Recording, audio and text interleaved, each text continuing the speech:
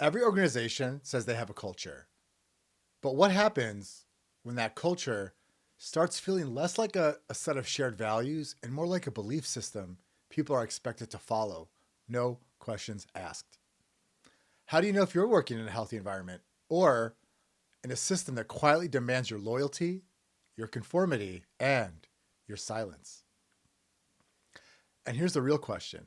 How does that environment affect your growth as a leader, as a follower, and as a human being? Today, we're breaking all of that down.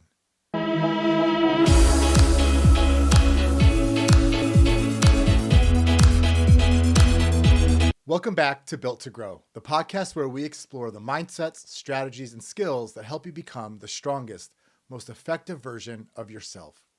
I'm your host, Valdet Salima, and today we're diving into a topic that most teams and leaders feel, but don't always have the words to articulate or to describe. Organizational culture.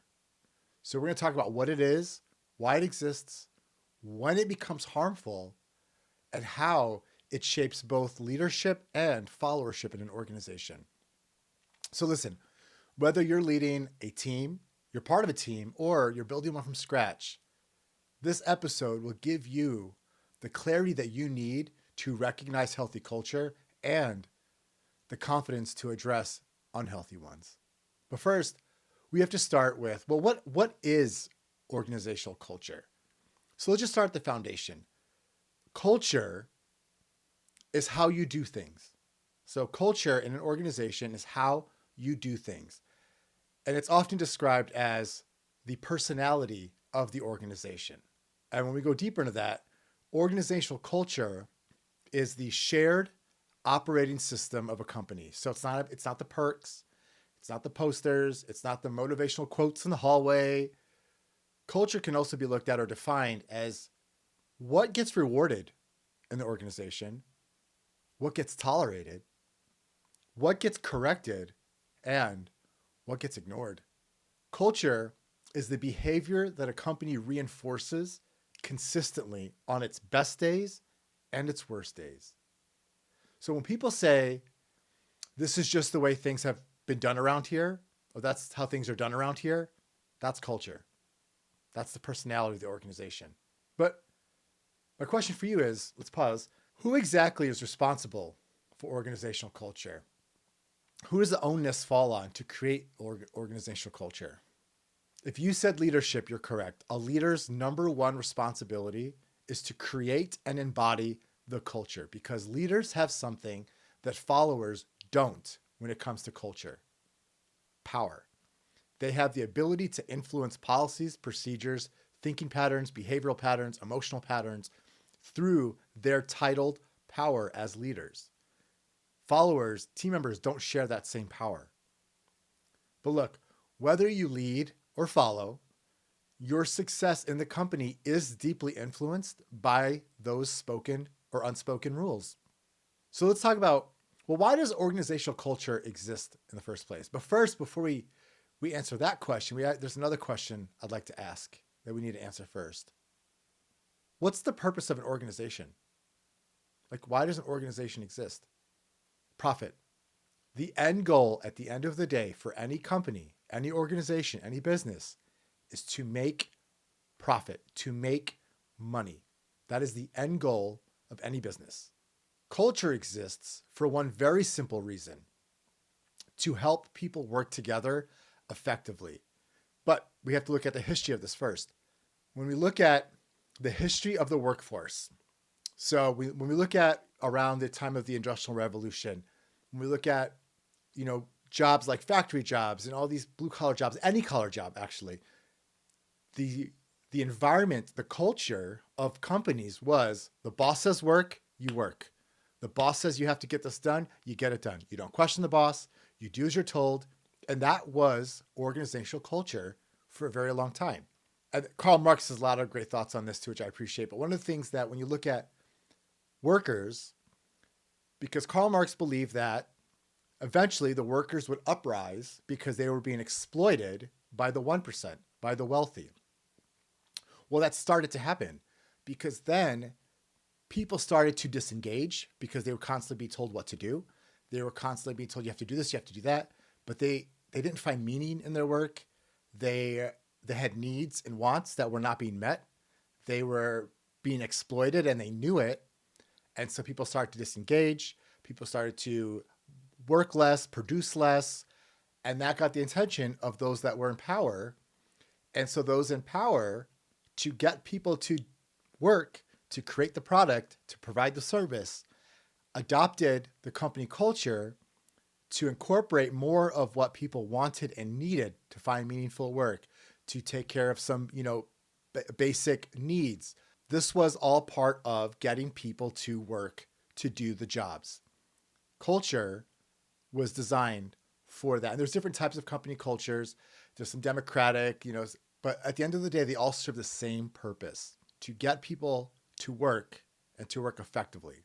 And go deeper into that, organizations build culture so they can do a couple of things. One, align behavior. When people know what matters most and how to act, so that people know exactly what they're supposed to be doing and how to do it. So it aligns behavior. It also, in that same realm, helps reduce confusion. So clear norms, clear expectations reduce unnecessary conflict. 3, it also creates what teams look for, and that's predictability. Teams know what to expect from one another, so they know how to engage with one another. That leads to a little bit more cohesion. It also helps to improve performance. So when you have shared expectations, you will see improved results. When the expectations, the goals are explicitly laid out, you will see performance. Most people will rise up to reach those expectations, which then leads to better performance and better performance ratings. Organizational culture also helps support the company's goals. Culture keeps everyone focused on the same direction. Everyone's moving forward together. So culture is a strategy. It's a tool. It's also a guide. And when it's used well, it can create high trust amongst teams, amongst the organization, amongst leaders. It can create high clarity, reduce confusion, and you will see high performance. You will see people start to tap even into their own potential. But it can also be misused. And when it's misused, it creates fear, it creates silence, and it leads to high disengagement. So let's talk about when culture becomes misused. Because here's the important part for our growth, right? Culture in an organization can drift from healthy to unhealthy without a single person noticing, without anyone noticing at first. Because here's the thing, it doesn't happen overnight. Cultural deterioration happens slowly, it happens quietly, and it happens layer by layer in the organization. So let's talk about some signs that culture is being misused. And this isn't to shame organizations, but this is to help you recognize some red flags early on before the culture really starts to nosedive. Okay, so misuse number 1, this is some of the most common things that I have seen in my experience. Culture equals conformity. Healthy culture encourages uniqueness. Unhealthy culture expects people to fit in or be a culture fit, even if that means hiding parts of themselves. When the message becomes be like us, think like us, act like us, which is all culture fit, growth stops, innovation stops, psychological safety disappears. And Dr. Amy Edmondson did a lot of work in the field of psychological safety, and Google also did some research on this, but Google found that the number one contributor to cohesive teams is psychological safety. And psychological safety is feeling safe to speak up, to share an idea, to be yourself, to be authentic, to challenge somebody else without fear of consequence, retaliation, or retribution. When a culture is unhealthy, psychological safety is the first thing to go. It disappears. Okay, misuse number 2. Questioning becomes discouraged. Look, strong teams know how to challenge each other respectfully. They engage in spirited conflict. They will challenge ideas. And great leaders invite that challenge, and great leaders invite being questioned. But unhealthy cultures makes questioning feel risky because there's no psychological safety. People start self-censoring. You will start to see that they'll avoid speaking up, and they don't share ideas that could improve the team or the organization. And often you can tell when the ones who were saying something no longer are speaking up. This is where creativity and engagement begin to fade away. You will see your highest performers become mid performers. They won't engage, they won't ask questions, they won't challenge. Your mid performers might become low performers, and any level, low, medium, or high performers will eventually leave the organization because of the culture. They can do the work anywhere. It's the culture of the organization that they leave, which also goes into one I've seen a lot. Culture is used to justify overworking people. Look, I've talked about this numerous times. I'm sure you've heard this before. Things like, we're a family here. We hustle hard. We play hard and we work hard. We do whatever it takes. Blah, blah, blah, blah. Look, so sometimes that inspires people. It does. And I can appreciate that. But a lot of times it can also be used to pressure people into very unhealthy working patterns. They will work late, skipping breaks, ignoring burnout, prioritizing work over well-being. There's this concept called schedule creep, where people allow their work life to creep into their personal lives, and they start to prioritize their work over themselves. I actually worked at a company once where, meetings get scheduled at all times of the day, including the lunch hour. And I just gave the idea. I said, why don't we all, as an organization, to help, with mental health and just getting people, breaks and giving them a moment. What if we blocked off lunch as a non-meeting hour, like 12 to, or set like a time where we don't schedule meetings? And I was met with, well, every second counts. So we have to meet when we meet because we have stuff that we have to do. And I was like, that's burnout. It's burnout. Yikes. Because here's the thing. A really healthy culture promotes performance, not exhaustion. Unhealthy cultures not only promote exhaustion, they actually reward exhaustion. The ones who are willing to burn themselves out are often the ones that get promoted. And those leaders are then expected to work the same way that they got them promoted. And they're in a constant state of burnout and overworking because that's now the new expectation. That's an unhealthy culture.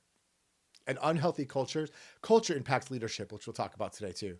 But another misuse, number 4, is that culture is a shield for problematic behavior.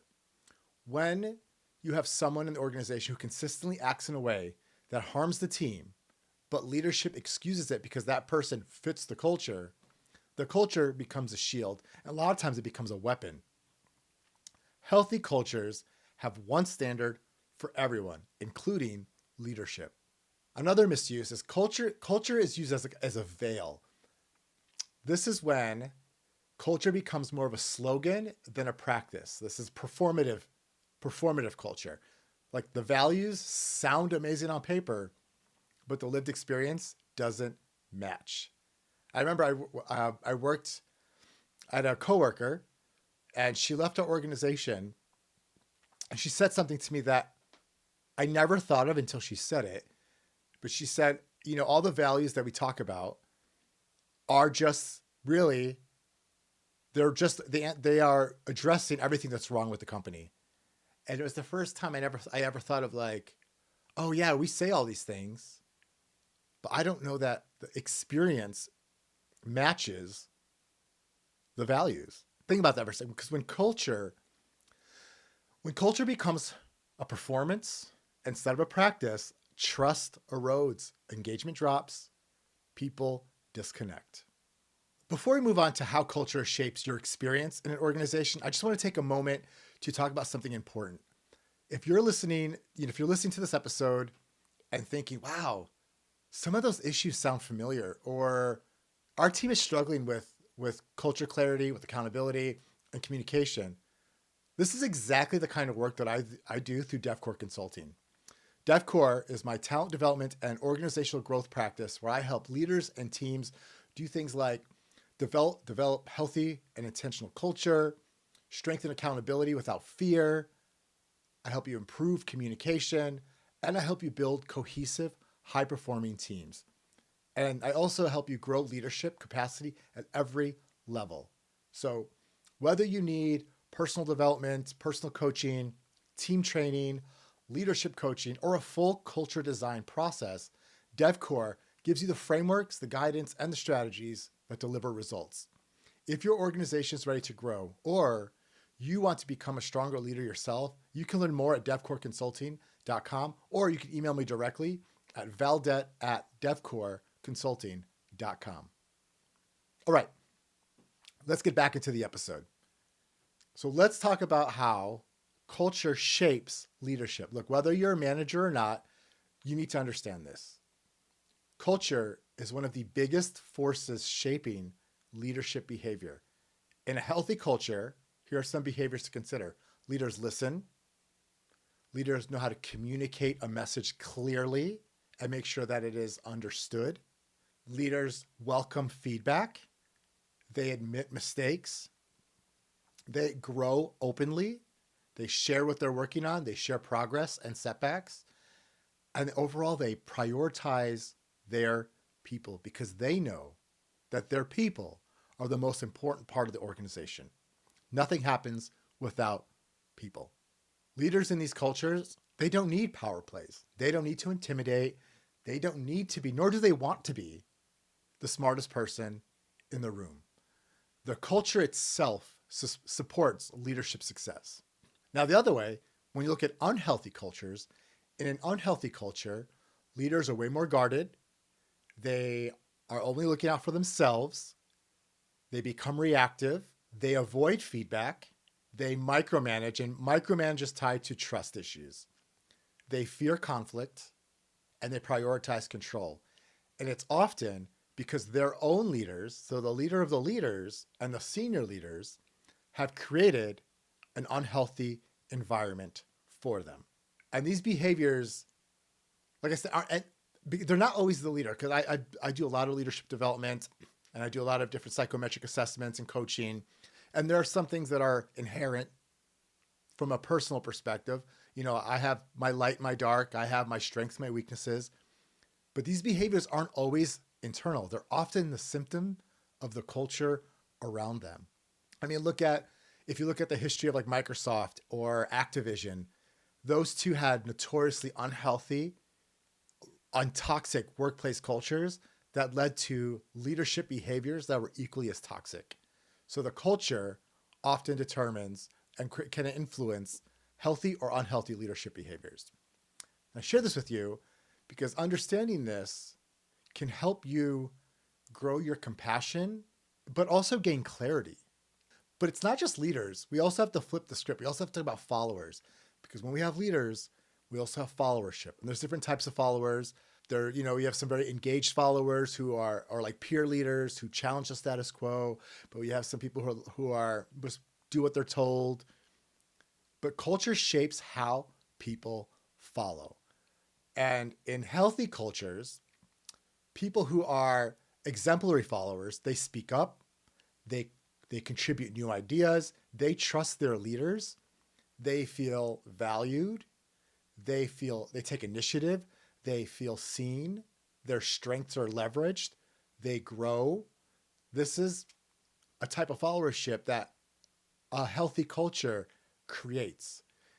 But when you have an unhealthy culture, people are passive followers. They go silent, they step back, they don't want to engage, they will actively even disengage, they avoid any risks, they will only do the bare minimum. So whatever they're required to do, just enough to not get in trouble, that's what they'll do. They will do everything to try and stay invisible in an organization that has a very unhealthy culture. And I want to be clear, this isn't about good or bad employees. Those are moral judgments. It's not about good or bad.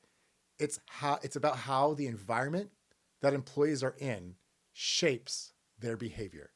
If people are silent, it's usually not because they have nothing to say. They do. Most people have something to say. It's because they don't feel safe saying it. So, Culture or cult? I want to ask some questions. I just want you to reflect on these questions, whether you're a leader or a team member, just to help you understand your culture more deeply.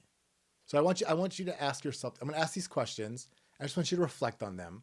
So here we go. Can people disagree safely in your organization, regardless of title? Can people disagree safely? Does the culture encourage individuality or conformity? Do leaders welcome questions? Is feedback valued or avoided? Are the stated values practiced consistently? Is psychological safety present? Are boundaries respected? Do people feel comfortable being authentic? Does the culture support growth or limit it? Look, if you notice any gaps, that's not necessarily a failure. It is an opportunity. Healthy cultures by far are not perfect, but they are committed to growth, just like we are here on this podcast. So here's the takeaway for you. Culture should help people grow. It should strengthen communication, trust, and it should help increase performance. It should create environments where both the leaders and the followers thrive. And when culture becomes rigid, controlling, or fear-based, growth stops, engagement dies. But the beautiful thing is this: culture is not fixed. It can evolve, it can be rebuilt, and it can be strengthened. And if you're someone committed to being built to grow, you have the power to shape the culture around you by modeling clarity, authenticity, accountability, and compassion. Thank you for listening to today's episode. If this gave you insight or clarity, share it with someone who needs it or a leader who is ready to elevate their culture. I'm Beldet Salimai, and you're listening to Built to Grow, the podcast that helps you develop the mindset and tools to become your strongest self. I'll see you in the next episode.